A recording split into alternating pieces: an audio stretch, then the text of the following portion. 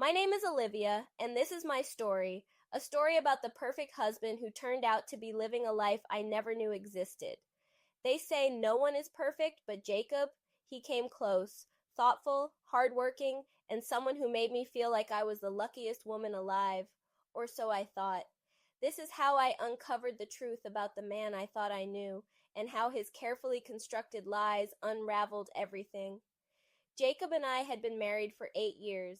We had what seemed like the perfect life, a beautiful home, a dog named Max, and plans for a future filled with travel and adventure. Jacob was attentive and dependable. He remembered anniversaries, brought me coffee in bed, and always made time for date nights, even with his demanding job in finance. But perfection, I've learned, can be deceiving, because behind his flawless exterior was a man hiding secrets that would break me. It started with a simple mistake. One day, Jacob forgot his briefcase at home.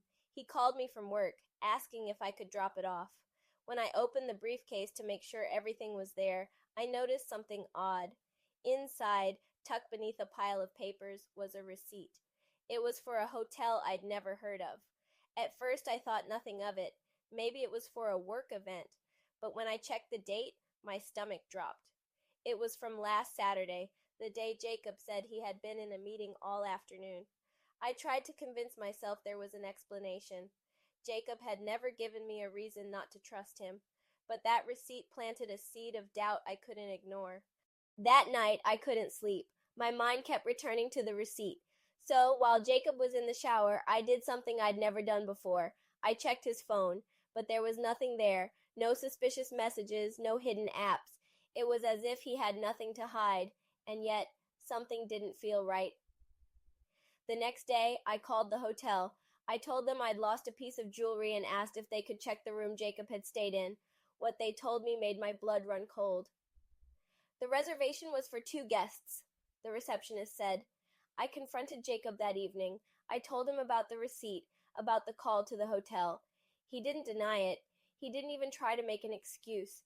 Instead, he just stared at me, his face pale. Finally, he said, "Olivia, it's not what you think." But his words rang hollow. He tried to explain that it was a work thing, that the second guest was a client, but I could see through him. His carefully constructed mask was slipping. That night, I went through the one place I'd never thought to look, his office, and that's when I found it, a second phone, hidden in a locked drawer. The messages on that phone confirmed everything. He wasn't just lying to me. He was living a double life. He had another woman, another relationship, another version of himself that I had never seen. The man I thought was perfect wasn't just flawed. He was a stranger. I left Jacob the next day. I didn't wait for more explanations or empty apologies. Betrayal isn't just about lies. It's about the loss of trust, the shattering of the life you thought you had.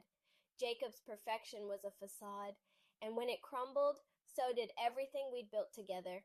This was my story, and if you've ever uncovered a truth you weren't ready for, you'll understand. Sometimes, perfection is the greatest lie of all.